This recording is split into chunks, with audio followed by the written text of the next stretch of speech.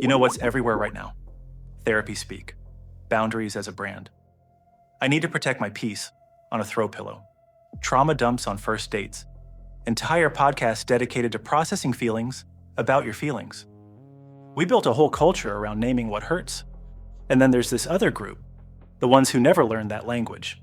Not because they're cold, not because they're broken, because nobody ever told them naming it was an option.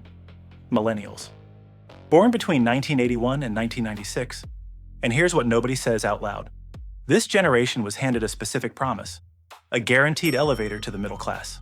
Degree, job, house, stability. Ride up, doors open. Done. The elevator broke. And what happened next? Psychologically, economically, emotionally, is the most misunderstood story of our time. Picture this. It's May 2008. You're 22. Cap and gown still in the bag. $50,000 of student debt. You did everything right.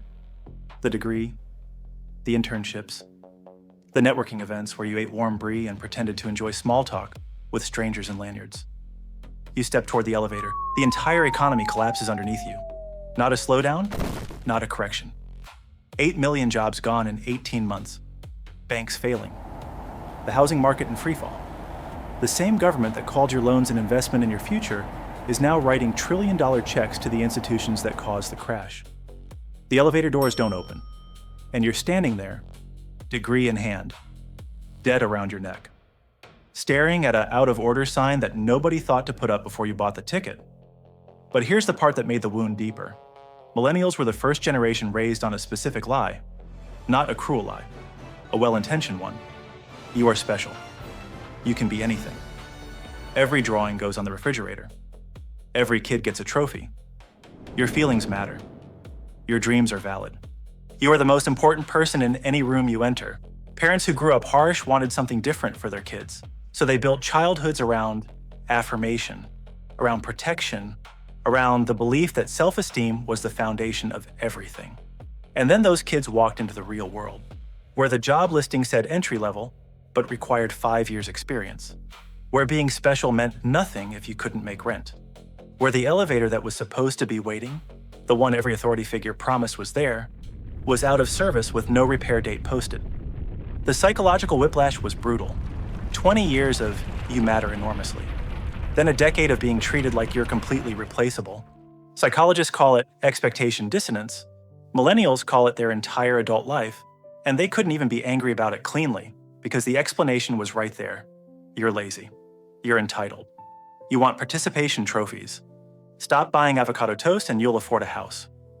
The generation that rode the elevator up, pensions, affordable tuition, a housing market that rewarded just showing up, told the generation standing at broken doors that the problem was their attitude. And millennials did something psychologically devastating in response. They believed it. Research shows millennials report among the highest rates of self-blame during financial hardship of any generation studied. Not anger at the system, shame about themselves. The question wasn't, why is the elevator broken? It was, what is wrong with me that I can't make it work? That's not weakness. That's what happens when you spend 20 years being told you control your outcome. And then your outcome falls apart. You don't look at the structure. You look at yourself. Because nobody taught you the structure could fail. Here's the contradiction that defines this generation. Millennials created the mental health conversation. They built the vocabulary, normalized therapy, made it acceptable, necessary even, to say, I'm not okay, in ways no generation before them could, and they are quietly among the loneliest people alive. The American Psychological Association found millennials report higher loneliness rates than retirees in their 70s and 80s. Read that again. The most emotionally literate generation in history. Lonelier than people who've buried most of their friends, because there's a difference between knowing the language of connection and actually letting someone in. They learned to describe the wound in clinical detail. They never quite learned to let someone close enough to touch it. The elevator broke. So they built a vocabulary about elevators, but they're still on the ground floor. Their relationship with work finished the job. Rise and grind. Hustle culture. Turn your passion into your paycheck. They believed it, genuinely, because they were raised to believe effort plus purpose equals outcome. So they worked the 70-hour weeks, took jobs below their skill level just for the foot in the door, said yes to everything, answered emails at midnight, built someone else's vision at the expense of their own health, their own time, their own 30s, then got laid off in a Slack message. Not a meeting, not a conversation, a notification. On an app named after the word for loosely attached. That moment, that specific, bloodless, corporate nothing of a moment, killed something. Not the work ethic. That survived.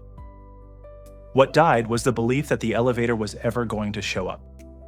What replaced it was something harder and more useful, the decision to take the stairs. And here's what nobody gives them credit for. They adapted. Constantly. Without a manual. Without anyone showing them how. They were the last generation with an analog childhood and the first with a digital adulthood.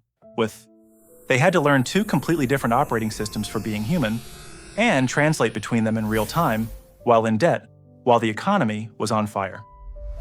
When institutions failed them, they built alternatives, mutual aid networks, crowd-funded surgeries, side hustles not out of ambition, but out of survival.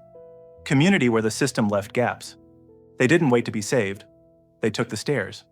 Every single flight. With the debt on their back. With a broken promise still in their head. With no guarantee there was anything waiting at the top. That's the truth about millennials nobody wants to say. They were handed a broken elevator and told it was their fault for not flying. They were raised to feel everything and taught nothing about surviving it. They were promised a specific life and given a gig economy, a pandemic, and a housing market that treats shelter as an investment vehicle. And most of them are still here, still climbing, still building something that resembles a life in the gap between what they were promised and what actually exists. That's not a generation that failed. That's a generation that found the stairs when the elevator broke and kept going anyway. If this hit something real, if you're a millennial who finally felt seen or someone trying to understand the people around you, subscribe. I'm glad you made it to the top of this one.